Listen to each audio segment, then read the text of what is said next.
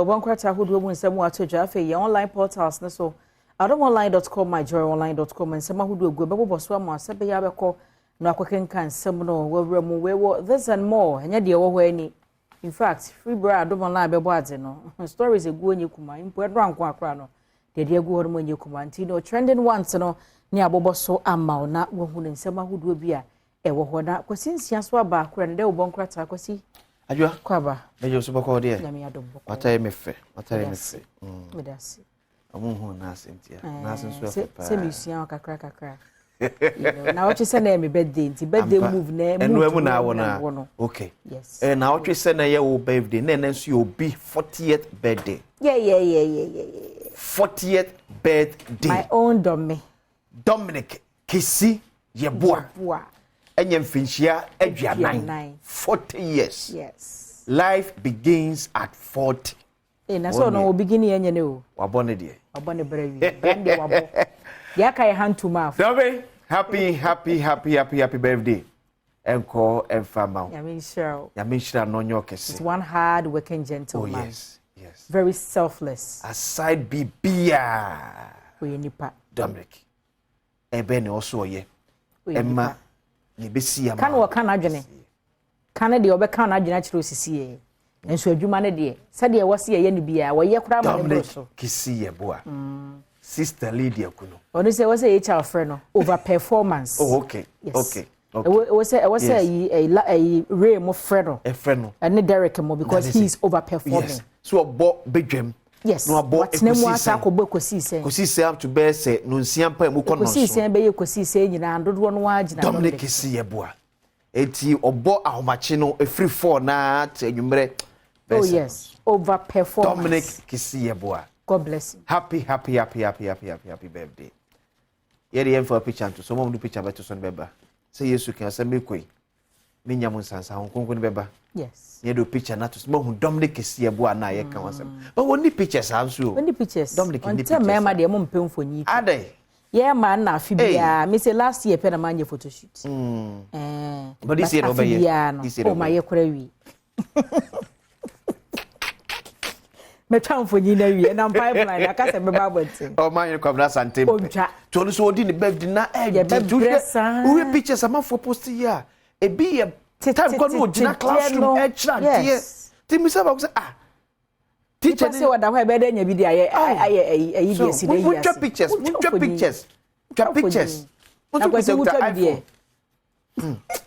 muncha kwesi wucha bi dey mi busa wa say wucha bi muncha usi na me say empani say nti ka say ye ntwa ne na abe aso ene edi ne hunko wucha bi eti si ye ko ye nim ye a ye nso ye de ebeso eduru a ye be kan wa mi busa wa kwesi so ka say last year no went me photo shoot and I'm so they said this year the open na so why you kwada it was enya pempen ho no mu a na ya kan wasem say baby eduru ye ne ne de atwam ene ne wo di ne ne so to mind no kwam na sante ne Dominic Kisi Yeboa entwa obi na one mo so Pentecost for no pictures ne yeah no mo twa ne bi Pentecost ne unye gina pop kwesi ya de bia kwa so mo twa ne bi so no ye free photo shoot yes Pentecost there so unya kikik na nya fro puppet ne say ye betwa onfonyi ye betwa this year so mind no fro puppet na Dominic so fro puppet tire na man be am radio musu kuta iPhones eno so picture tanya phone kura so timuncha ujina baby anu post say so no obi atwa obi yes ya me atwa so first ne oba ko be dey eyin to achi a na just ujina airplane yes I said offer staircase no yes ba ko bi ase de obi fridge mu na watermelon hye fridge rim I said go pe bari yin da ko ba ko ti ahye chance wo divider sa tele free divider divider ne so kokon chance yi bi ne enkrabofo chance ya drodro hu oh and glass na dame no yes send so ne anum wo fi o ye de serve a wo just ho bansa yes and wo num we ya ye ma so ye de gu hwase na eshempase yes I don't know friend original photo shoot no original editing well no to be kwa no why ba ko bi say yeah say na ye no enye izo wo aye say no aso flower mu ebe ba na flower she wonsem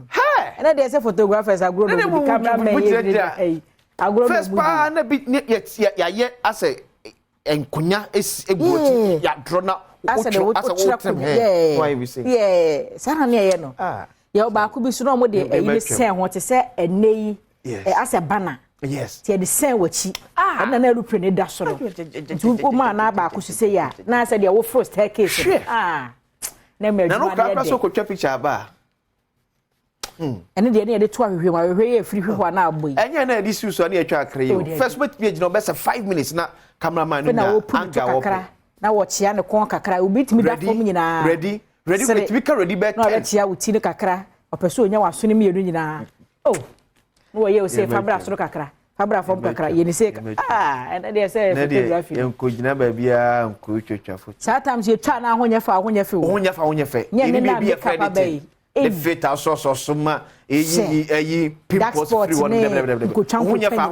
enko ye pimples woni wa pimples wonim ye ye ho hia ka ba ji adu so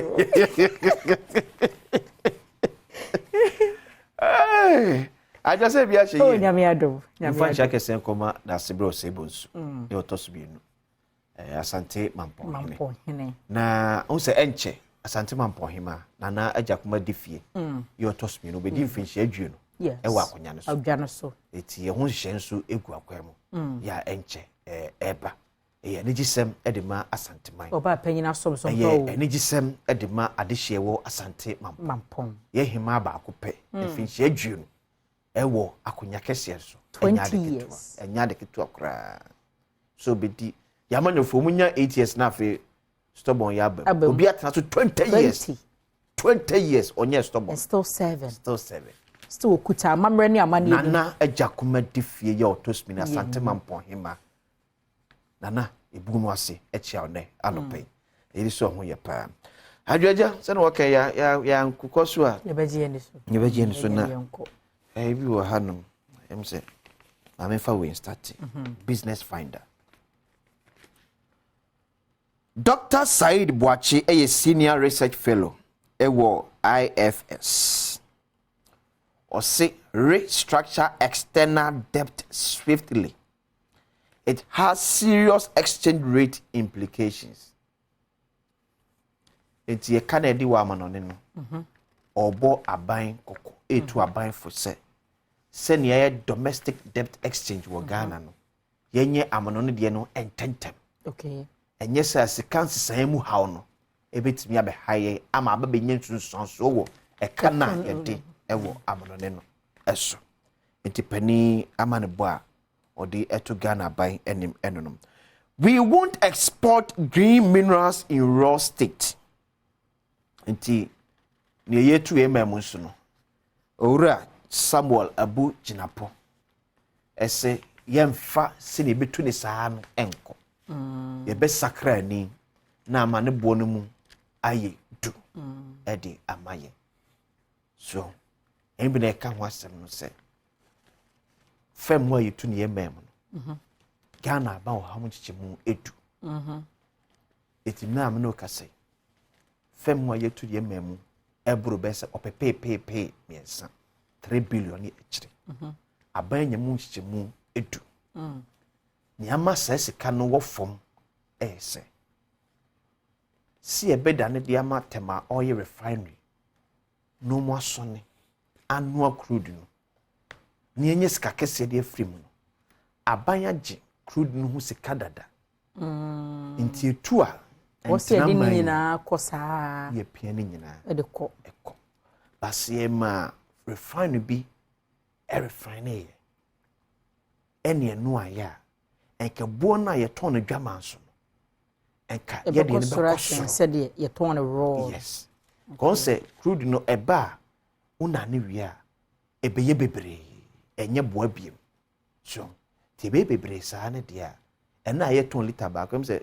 ye mfa go ena ye aban e dia o ton 12 cities 45 pesos sa na ka aban betimi aton ne die ebi sa de ama BDCs no ebi abese 8 cities and 9 cities per liter ba ka mo ne nyina bo ma screwed na de kwa ne bo no e wo fam kakra so nti sai bi ne sei Samuel Bujina pod ne ono ye natural sign de bi die ni Lands and Natural Resources Minister also mo hwem ye ntu agudie no emfa nkosa nkoma kwesi broni I say cocoa ya yetu eme say na yankase ye milu ye chocolate ni ade ade wo ye mamu a enka ye bo no be kosora chense ye tam cocoa na e de kono obi akoye no osa o de abre ya boden but how so wo mu so ye say cocoa wo sika no before say ebe kono ni aje abarada apa nti yeti cocoa ne de kotuaka ete se wako ayi cocoa crache ho cocoa gu apa so de nwoye na wakwaso o mo skanya nkwan nti wi ya na watam boto de nyina na de akoma no mi was onya adaje na nka aso ne so a ebi akoto ne sidi du a esan so aso ne so nto beto ne sidi adue no na nka edu abeto so de ya sese ne nwura ne nhoma ne nyina de akoma no na sa akwada ne ani na ne woto ne sidi du di ma wo beto ma sidi du num so esa so no nya abotre nya adaje nya afide de so na eso ne ti yi mu de ya de foforo di ade betimi ebi wa ya o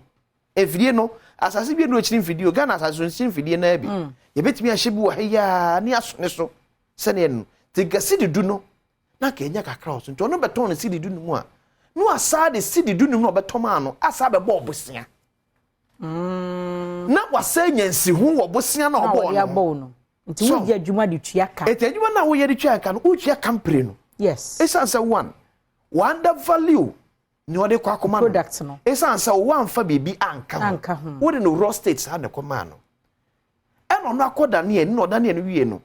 city base dunum no de man 15 cities ne 5 cities ne da so no wasa chichi ni nyina no se de aba ebufa so wasa de abosia eno sa ebosia wasa de nsi wasa si bosia ne so nti ade ba ko na wo fa firi wo mamu no ohun ne wanya firi da bia me ka se nipa adwo tena se adwen se yenye ka ho no na me nchira na se unim so fa ka ba ko a enwuma nkrabata ko be se edu ene wo sa enwuma nkrabata ebia nso amfa adwumefo kra na enye enum ka ba ko ye wo sprayer ho ye won obeye air condition ye won obeye motor ye won obeye tie ye won obebo ayi weather fo ewo ka ba ko et we nyina yo ya hwehwe no nko yo ya hwehwe enso no he ne door enso ewo electric ni obeye wiper ewo ho ka ba ko light no kora ebobo ho light enso ejo ka ba ko wo bi enwuma bese edu and am a different department and nipa enwuma du no amfa nkrofo ebi amfa be se enum na etete o man the car ba ko betimi employ nipa over best 50 one car eno ne ehwe eni se ye mfemwo ye gudie ye japade nyamede acha ye no ye be bi sa wo me ye ntam ne sa amfa nkoma kwasi broni no me ton abode ma amfa nsa abode no be sa nyam so no be nya wo mfa mbo be bosia sa be do interest eti abuji na podi enwa daily guide naja ewie online some attach your phone any take or pay PPS crew majority and I can say fisheries ministry cracks whip on illegal fishing opening appeal judgment July 3 nessa as in but D-Day for Aisha 1 nti ene na Aisha 1 kwa be in defense eti daily guide ajodi we be arrest some so was say 3 children bent to death. Daily guide. Okay. Fuel prices to rise marginally in next pricing window. Kopek 4 and another Kanamwa and Crawford. Lights shall continue to stay on Napo. And I catch a Ghana for say